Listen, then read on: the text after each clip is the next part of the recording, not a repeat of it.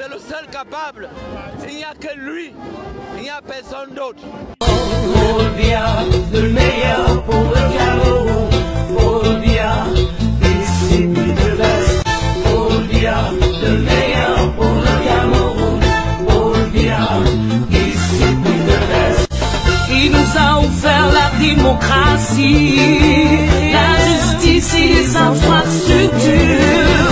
He is the light of Cameroon, en action, action man, champion de la paix. Paul Biya, le meilleur pour le Cameroun. Paul Biya, ici de l'Est. Paul Biya, ici de l'Est. Défenseur d'un Cameroun indivisible, chanteur de l'unité. He is the light of Cameroon, action man, en action, peace, champion. Paul Biya, le meilleur pour le Cameroun. Paul Biya, ici de l'Est. Paul Biya, le meilleur pour le Cameroun. Paul Biya, ici de l'Est.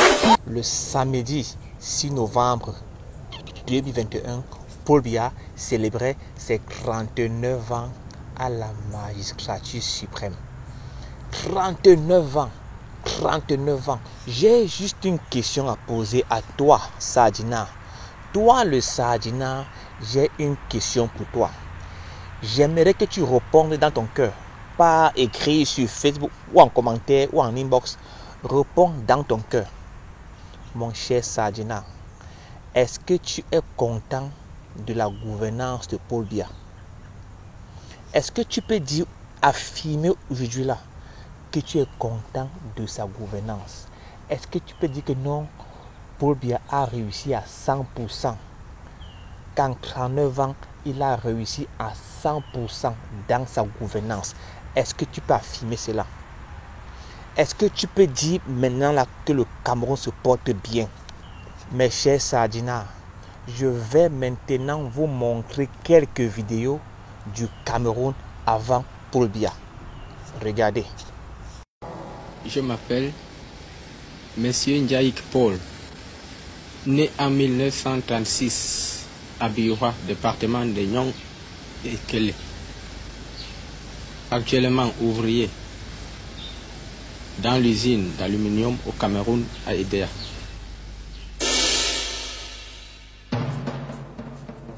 La LUCAM, c'est la compagnie camerounaise de l'aluminium Péchiné-Ugine. C'est une des plus grandes usines d'aluminium du monde. Sa production à elle seule égale la production totale de la Suisse. C'est évidemment la plus grande usine d'Afrique, c'est même la seule. Le président du Cameroun sera lundi à Paris pour une visite officielle de quelques jours. Les relations franco-camerounaises seront bien sûr à l'ordre du jour. On parlera échange économique et on parlera aussi des grands problèmes actuels de l'Afrique. Dans ce complexe africain, le Cameroun joue un rôle important et Michel Texier nous invite ce soir à mieux connaître ce pays. Avec une équipe de TF1, il s'est rendu sur place et à travers l'histoire d'un arbre, Michel Texier évoque l'histoire économique de ce pays. Cette histoire d'un arbre du Cameroun, c'est un peu l'histoire de ce jeune pays africain qui cherche à réaliser, en utilisant au maximum ses richesses naturelles, son décollage vers un niveau de vie supérieur. Mais aujourd'hui, comme hier, tout commence de la même façon, à ceci près que les coups des bûcherons ont cédé la place au grincement de l'acier mécanique.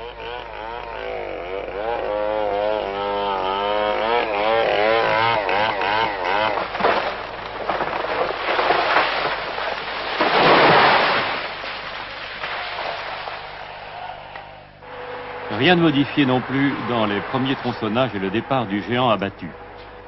C'est maintenant que va changer le cours de l'histoire de l'arbre et de l'économie du Cameroun. Hier, c'était l'expédition des troncs vers Bordeaux, Nantes ou Amsterdam. Aujourd'hui, 4 arbres sur 10 sont encore exportés, mais 6 sont transformés au Cameroun, qui exportera encore les 3/4 des produits travaillés, lattés, contreplaqués et portes. Résultat, en 10 ans, 20 000 arbres traités ont assuré 17 millions de francs de salaire à 500 familles camerounaises. Et en 5 ans, l'exportation du bois travaillé a doublé en valeur absolue. C'est toute l'histoire de l'économie camerounaise que le président Ahidjo appelle la révolution verte ou la culture industrielle. le coton traité dans les grandes filatures du nord du pays, le cacao que l'on transforme sur place en chocolat. Le sucre de canne, 15 000 tonnes produites en 72, le double en 76, 50 000 tonnes en 80. Et 3 000 familles vivent de cette usine et déjà, parmi des océans de canne à sucre, les camionneurs voient monter au loin des usines nouvelles.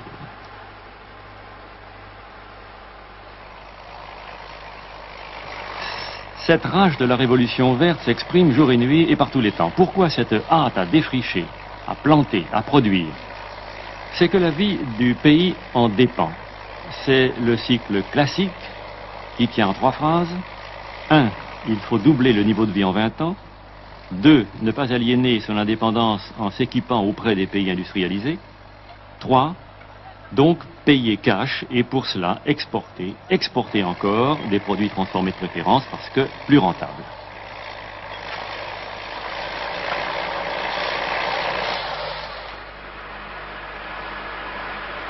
Exemple, le bois bien sûr, le cacao et aussi l'aluminium, transformé et travaillé par 1300 ouvriers des usines Ugine Péchinet, DDA, Douala. Près du quart de cet aluminium est vendu sous forme de produits finis alors que naguère on n'exportait que des lingots. L'équipement du Cameroun dépend donc pour beaucoup de sa balance commerciale, excédentaire de 5,5 milliards de francs français en 1974, déficitaire de 3,8 milliards en 1975 après la baisse des cours mondiaux du cacao et la hausse des produits importés suite au boom sur l'essence. La France reste le principal partenaire commercial en recevant l'an dernier le tiers des exportations du Cameroun et en lui fournissant près de la moitié de ses importations. Cela fait qu'en 1975, le déficit du Cameroun avec la France a été de 680 millions de francs. On conçoit donc que le président Idjo, au cours de sa visite à Paris, veuille obtenir l'équilibrage des échanges pour le Cameroun, où vivent encore 12 000 Français, où prospèrent quelques grosses entreprises, un pays qui a su garder le souvenir des grandes heures vécues ensemble. Un château baroque accroché aux pentes du mont Cameroun, une fontaine Bismarck édifiée au cœur de l'Afrique, c'est une partie de l'héritage que les Allemands, premiers occupants, ont laissé au pays. Aujourd'hui, le château sert de résidence d'été au chef de l'État qui peut contempler de ses terrasses le reste de l'héritage. Plantations immenses de thé et de café, ou un peu plus bas, d'EVA. Et surtout, premier tronçon du transcamerounais. 1914. Les Allemands s'engagent dans une aventure fabuleuse, joindre par le rail leurs 2 colonies, Cameroun et Tanganyika. 1916. Les Français reprennent à leur compte le projet et relient le port de Douala à Yaoundé. Mais on en restera là jusqu'à ce qu'en 1961, le Cameroun indépendant décide de pousser 900 km plus loin vers l'intérieur. Le second tronçon du transcamerounais a été inauguré en décembre dernier. 2000 ouvriers et techniciens y avaient travaillé pendant 10 ans. Ils permettent aujourd'hui d'offrir un débouché sur la mer, au coton du nord et au bois du centre du pays. Peut-être aussi demain d'exploiter un énorme gisement d'1 milliard de tonnes de bauxite. Mais avant cela, il faudra refaire la vieille voie Douala-Yaoundé qui croule déjà sous le poids du train. En Afrique, la voie ferrée est un formidable moyen d'unification. Elle permet, au Cameroun, le brassage de populations autrefois rivales dont les affrontements ont ensanglanté le pays jusqu'à la fin des années 60. Le chemin de fer happe la population vers les villes.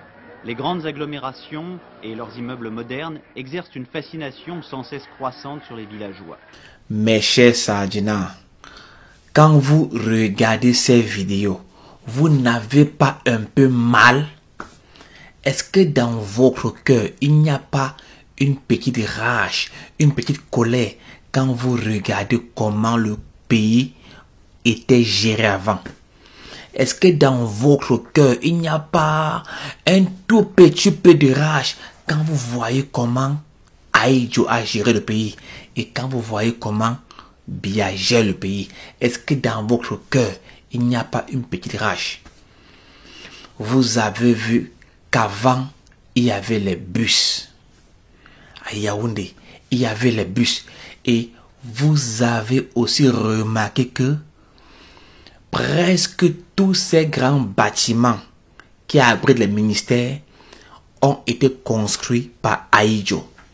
vous l'avez remarqué, si j'étais seulement venu vous dire, il y avait ci, il y avait cela avant, il y avait ci, il y avait cela avant, personne ne m'aurait cru. Mais vous-même, vous avez vu les vidéos. Vous avez vu les vidéos. Dans une des vidéos, on dit que les Allemands ont commencé le chemin de fer. Les Français ont continué où les Allemands ont laissé. Ahidjo vient, il continue le chemin de fer.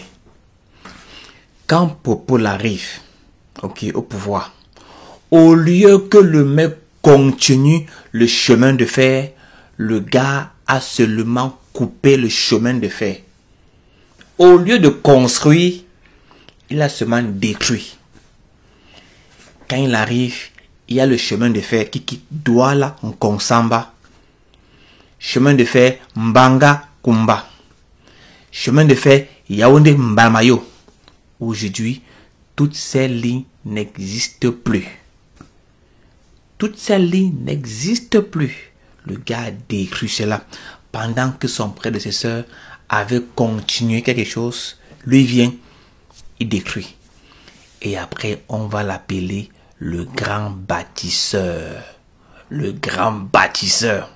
Est-ce que Paul Biya a vraiment réussi en 39 ans? Est-ce qu'il a vraiment réussi?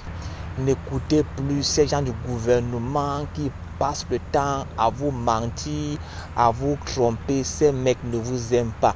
Ces mecs sont riches. Ils ont assuré l'avenir des enfants de leurs enfants déjà. Et ils viennent passer le temps à vous mentir en vous donnant un morceau de pain, une bouteille de bière et un morceau de sardine. Les gars ont déjà assuré l'avenir des enfants de leurs enfants. Est-ce que le Cameroun est bien géré? Si vous n'avez pas de réponse, pas d'argument, mettez votre insulte en commentaire. Dans le village de Hôtel, on souffre. Il n'y a pas de lumière. On fait le commun, on achète le poisson. Ça pourrit. On va manger quoi? Même le réseau même, pour appeler, ne serait-ce qu'on va vivre comment? Ça a toujours été comme ça. On vient nous flatter ici, là, on donne un peu de maquereau là. On dit ça va aller, ça va aller. On fait dormir l'esprit. Les mairies ne font rien, le gouvernement ne fait rien pour nous. Nous sommes dans l'obscurité totale. Nous sommes pourtant à une trentaine de minutes de Ngoumou. Ngoumou qui est le chef-lieu du département de la Mofo et Akono. En Ngoumou comme à Otélé, l'électricité fonctionne à mode clignotant. Puisque vous-même vous êtes en train de voir, vous-même vous constatez.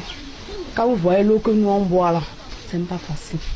Quand vous voyez les enfants, les femmes qui sont enceintes, mais on est là, on boit l'eau qui est sale. L'eau n'est même pas protégée. On creuse les toilettes à côté, l'eau est à côté, on n'a pas le choix, on va faire comment? C'est notre papa, et c'est notre frère, c'est notre mari. On doit lui soulever jusqu'au ciel.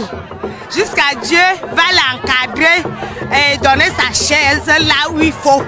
La reine du règne et la roi de gloire. Quand je vois le passage du président, je suis très contente. Puisque beaucoup de gens n'ont pas la chance de voir le président comment il passe. Mais nous, on lui est vu en direct. Donc, Dieu lui souhaite une longue vie. Passez une bonne journée. Au revoir.